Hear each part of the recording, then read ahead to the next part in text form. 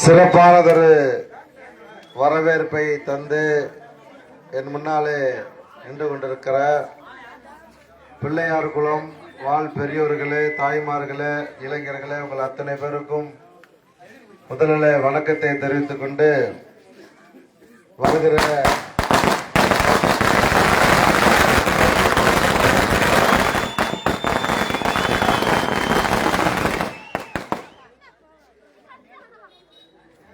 ஜனவரி 25 முத்தரையர்களின் அரசியல் அதிகார மீட்பு மாநாடு தமிழகத்தினுடைய மத்திய பகுதியாக இருக்கக்கூடிய திருச்சியில நடக்க இருக்கு.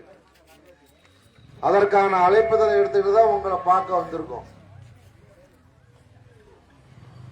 கடந்த 5 வருடத்திற்கு முன்பாக தென்னகமே திரளும் வளையர் வாழ்வுரிமை மாநாடு முத்தரையர்கள் தென் மாவட்டத்தில் இருக்கிறார்களான்னு என்னை பார்த்து கேட்டான். எல்லாம் அந்த மாநாடு நடத்துவதற்கு முன்னாடி முத்தரையர் திருச்சி, புதுக்கோட்டை, தஞ்சாவூர்ல தான் இருப்பாங்க. தென்னகமே திரளும் வளையர் வாழ்வுரிமை மாநாடுன்னு போறிய தென் தமிழகத்துல முத்தரையர் மக்கள் இருக்காங்களா அப்படின்னு என்னை கேட்டான் அரசியல்வாதி புறா. பொறுத்திருந்து பாருங்கள், வந்தத மாநாட்டை பாருங்கன்னு சொன்னேன். இப்படிதான் எல்லா கிராமத்துக்கு போய் அழைப்புதல் வச்சோம். எதிர்பார்க்காத அளவுக்கு பிரம்மாண்டமான பெரும் கூட்டம் கூடி அப்போதைய முதல்வர் எடப்பாடி பழனிசாமி அவர்கள் திகைத்து போனார். இந்த சமூகத்தை பார்த்து பயந்தே போனார்.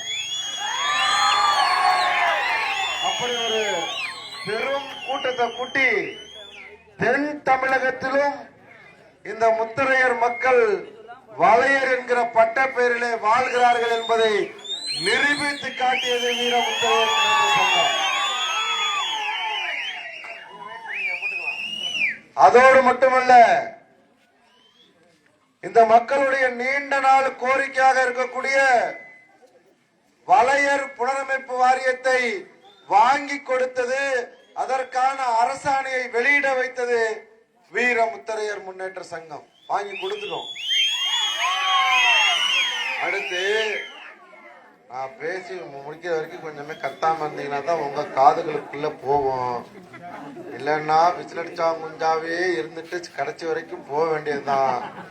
நான் பொண்டாட்டி பிள்ளை விட்டுட்டு 3 நாளா 2 நாளா கிட்டு இருக்கேன். நீ இப்படி விசிலடிச்சா குஞ்சா இருந்தீங்கன்னா பிரயோஜனமே இல்லாம போயிருங்கிறேன். இப்ப எதுக்காக வந்திருக்க இந்த மாநாடு எதுக்கு அப்படிங்கறத நீங்க தெரிஞ்சுக்கிட்டு தான் வரணும். முத்திரையர்களின் அரசியல் அதிகார மீட்பு. அப்பனா அதிகாரம், அரசியல் அதிகாரம் நம்ம கிட்ட இல்லையா அப்படின்னா சத்தியமா இல்ல. அதிகாரம் நம்ம கிட்ட இருந்துருந்துச்சுன்னு சொன்னா குறைஞ்சபட்சம் உள்ளாட்சி பிரதிநிதிகளா ஒரு 5000 முத்திரையர்கள் தமிழ்நாடு முழுக்க இருந்திருக்கணும். அரசியல் அதிகாரம் நம்ம கிட்ட இருந்துச்சுன்னா 30 சட்டமன்ற தொகுதியில சட்டமன்ற உறுப்பினரா முத்திரையர் இருக்கணும். ஆனா இன்னைக்கு 5 பேரோ 4 பேரோ தான் இருக்கும். மதுரை மாவட்டம் மேலூர் தொகுதியில ஒரு சட்டமன்ற உறுப்பினர், கரூர் மாவட்டம் குளித்தலையில ஒரு சட்டமன்ற உறுப்பினர், திருச்சி மாவட்டம் ஸ்ரீரங்கத்தில் ஒரு சட்டமன்ற உறுப்பினர், அதே திருச்சி மாவட்டம் முசிறியில ஒரு சட்டமன்ற உறுப்பினர், புதுக்கோட்டை மாவட்டம் ஆலங்குடியில ஒரு சட்டமன்ற உறுப்பினர். அப்ப எத்தனை சட்டமன்ற உறுப்பினர் இருக்கும்? இப்ப முத்திரையர்ல 5 பேர் இருக்கும். அதுல ஒரு அமைச்சர் இருக்காரு. அந்த அமைச்சர் எந்த இலாக்காவில் இருக்காரு யாருக்காவது தெரியுமா? யாருக்காவது தெரியுமா? யாருக்காவது தெரியுமா? மெய்யநாதன் பிற்படுத்தப்பட்டோர் நலத்துறை அமைச்சரா இருக்காரு. சரிங்களா? 4 எம்எல்ஏ, ஒரு அமைச்சர், மொத்தம் 5 பேரு. ஆனா 30ல இருந்து 40 சட்டமன்ற உறுப்பினர்கள் இந்த சமூகத்துல இந்த சமூகம் சாதி பார்த்து வாக்களித்தான்னு சொன்னா 40 சட்டமன்ற உறுப்பினர்களை உருவாக்கி இருக்க வேண்டிய இந்த முத்திரையர் சமூகம் இன்னைக்கு 5 சட்டமன்ற உறுப்பினர், அதுவும் அதிமுகவிலும் திமுகவிலும். இதுதான் அரசியல் அதிகாரம் நம்ம கிட்ட இல்ல. மீதி ஒரு 35 எம்எல்ஏ சீட்டு வேற ஒரு சாதிக்காரன்ட்ட இருக்கு. இத மீட்கணும். தம்பி பேச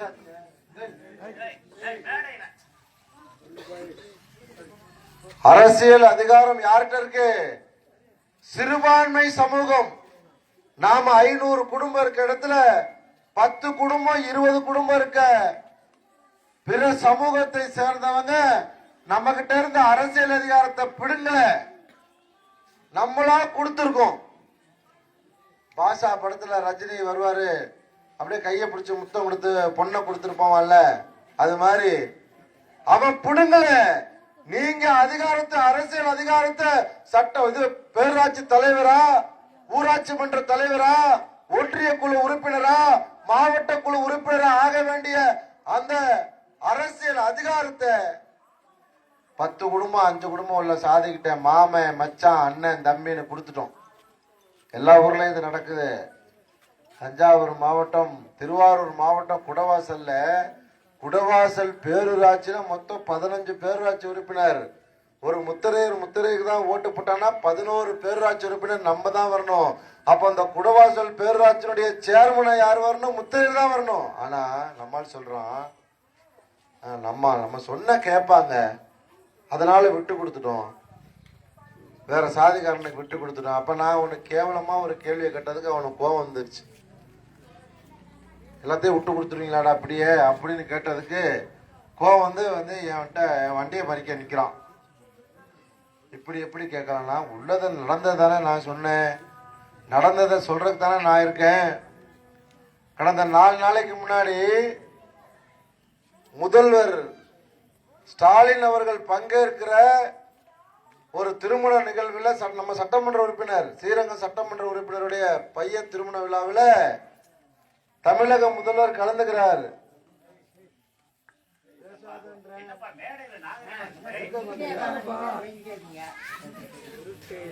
சட்டமன்ற உறுப்பினர் திருமண நிகழ்வில் எனக்கு பேசுறதுக்கான வாய்ப்பு கிடைக்குது. நான் பெரிய ஆள் இல்ல, முத்திரையர் உங்களுடைய பிரதிநிதிங்கிறதுனால எனக்கு வாய்ப்பு கொடுக்கறாங்க. நான் என்ன தெரியுமா பேசினேன்? இப்போ மத்திய தமிழகத்திலும் தென் தமிழகம், இந்த சைடு தான் நீங்களாம், தென் தமிழகத்திலும் பெரும்பான்மையாக வாழுகிற இந்த முத்திரையர் சமூகத்தின் மீது தாயுள்ளத்தோடு தமிழக முதல்வருடைய கடைக்கண் பார்வை படணும்னு சொன்னேன். நான் போய் அவரை புகழல, திராவிட மாடல் ஆட்சி கொடுத்தீங்க, நல்லா அதை பண்ணீங்க இதை பண்ணீங்கன்னு அவர்கிட்ட புகழ்ந்தனா அவர் எனக்கு ஏதாவது பண்ணியிருப்பாரு. நான் வந்தது இந்த சமூகத்திற்கான ஆள். அதனால தமிழக முதல்வர் அந்த கூட்டம் நடக்கும் போது இந்த முத்திரையர் சமூகத்தின் மீது தமிழக முதல்வருடைய கடைக்கண் பார்வை படணும்னு சொன்ன உடனடியா தமிழக முதல்வர் பேசுகிற போது என்ன தெரியுமா சொன்னார்? கடைக்கண் பார்வை இல்ல, முழு பார்வையும் உங்க பக்கம் நாங்க திருப்புவோம்னு சொன்னார் தமிழக முதல்வர். அப்ப இந்த சமூகத்திற்காக தான் நான் பேசுவேன்.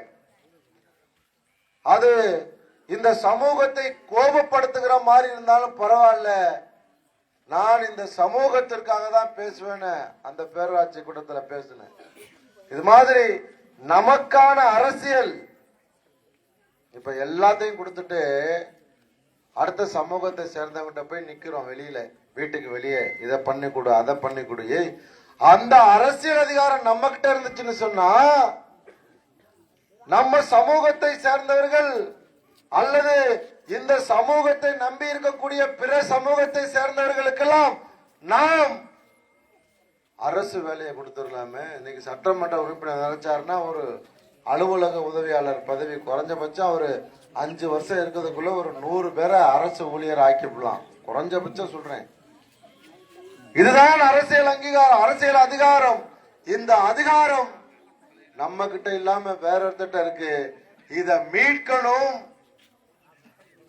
அதோடு மட்டுமல்லாம நாமளும் தமிழகத்தில் பலமான ஒரு சமூகம், நாங்களும் மக்கள் தொகை எண்ணிக்கையில் அதிகம் இருக்கோம். எப்படி வன்னியர் சமூக மக்கள்லாம் பாட்டாளி மக்கள் கட்சிங்கிற பேர்ல 2 வருஷத்துக்கு ஒரு தடவையாவது மாநாடு நடத்துவாங்க. மாநாடு நடத்தி நாங்க பெரும்பான்மையான சாதி, நாங்க வைக்கிற கோரிக்கையை நிறைவேற்றி கொடுக்கிறோம், தமிழக அரசாங்கம் நிறைவேற்றி கொடுக்கிறோம் சொன்னா நாங்க ஆர்ப்பாட்டம் போராட்டத்தில் இறங்குவோம். அப்படின்னு வன்னியர் சமூக மக்கள் பாட்டாளி மக்கள் கட்சி என்கிற பெயரிலே அவர்களுடைய தலைவர் மருத்துவர் ராமதாஸ் பின்னாடி நின்றுட்டு அரசாங்கத்தை பயமுறுத்துறோம்.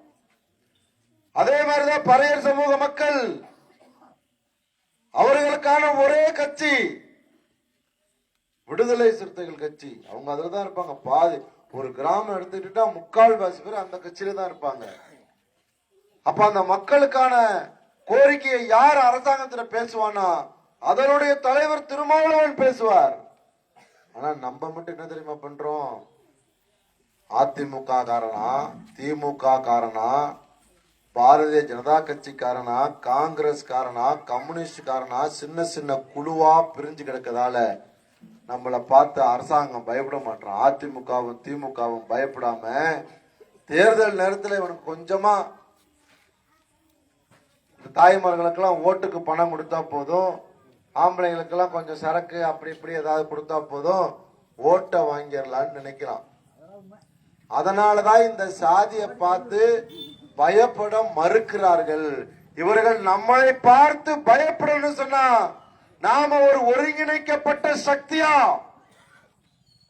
எந்த கட்சியில வேணாலும் இருங்க. நீங்க பிறந்தது இந்த முத்தரையர் சமூகத்தில், அதை மறந்துடக்கூடாது. ஜனவரி 25 முத்தரையர் மக்களுக்கான மாநாடு, இந்த சமூகத்தினுடைய அரசியலை மீட்டெடுப்பதற்கான மாநாடு. எந்த கட்சியில வேணா இருக்கலாம். ஆனா அன்னைக்கு அந்த மாநாட்டில் கலந்துகிட்டு எப்படி 5 வேளை தொழலன்னா அவன் இஸ்லாமியனே கிடையாது.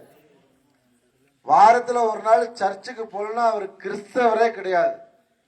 அதே மாதிரிதான் இந்த மாநாட்டில் நீங்க கலந்துகிட்டு சமுதாய கடமை ஆற்றலன்னா நீங்க முத்திரையரே கிடையாது. அப்படிதான் நான் சொல்லுவேன். ஆகையால ஜனவரி 25 தமிழகத்தினுடைய மத்திய பகுதியாக இருக்கக்கூடிய திருச்சியில் தான் நடக்குது. நமக்கான அரசியல் அதிகாரம், நாங்களும் இந்த தமிழகத்தில் தவிர்க்க முடியாத அரசியல் சக்தி, எங்களுக்கும் ஒரு அமைப்பு இருக்கு. எப்படி வன்னியர்களுக்கு பாட்டாளி மக்கள் கட்சியோ, எப்படி பறையர் சமூக மக்களுக்கு விடுதலை சிறுத்தைகளோ, முத்திரையருக்கான கட்சி தமிழர் தேசம் கட்சின்னு நீங்க இன்னைக்கு ஆணித்தனமா சொல்லிட்டு வீதிக்கு வரீங்களோ, அன்னைக்கு தான் மாற்றம் வரும். இப்ப அவனுக்கு கட்சி வந்துருச்சுப்பா, அவனையும் கொஞ்சம் திரும்பி பாருப்பா. திரும்பி பார்த்தார்ல முதல்வர், 4 நாளைக்கு முன்னாடி தான் நான் பேசின பேச்சுக்கு அவர் ரிப்ளை கொடுத்தாரு தமிழக முதல்வர். அது எனக்கான வெற்றி இல்ல, உங்க ஒவ்வொருத்தருக்கான வெற்றி. அது நான் உங்களுடைய பிரதிநிதி, நான் தனிநபர் இல்ல, உங்களுக்கான ஆள் தான். அந்த பதில் அவர் கொடுத்தது ஒட்டுமொத்த சமூகத்துக்காக கொடுத்தார். இன்னும் நிறைய விஷயங்கள் நடக்கணும்னு சொல்ல நம்மளாம் ஒற்றுமையா இப்ப எப்படி நிக்கிறோம், ஊரே இதே மாதிரி இந்த ஊரே திருச்சியை நோக்கி வரணும். மாநாடு வெற்றி பெற செய்வதோடு நமக்கான அரசியல் அங்கீகாரத்தை, அரசியல் அதிகாரத்தை மீட்டெடுக்கணும்னு சொல்லி உங்களுடைய பொற்பாதங்களை தொட்டு கேட்டு, இந்த நிகழ்வுக்கு வருகை இருக்கக்கூடிய தாய்மார்களுக்கும் இளைஞர்களுக்கும் பெரியவர்களுக்கும் தமிழர் தேசம் கட்சியின் சார்பிலும் வீர முத்தரையர் முன்னேற்ற சங்கத்தின் சார்பிலும் நெஞ்சம் நிறைந்த நன்றியை தெரிவித்துக் கொண்டு விடைபெறுகிறேன். நன்றி, வணக்கம்.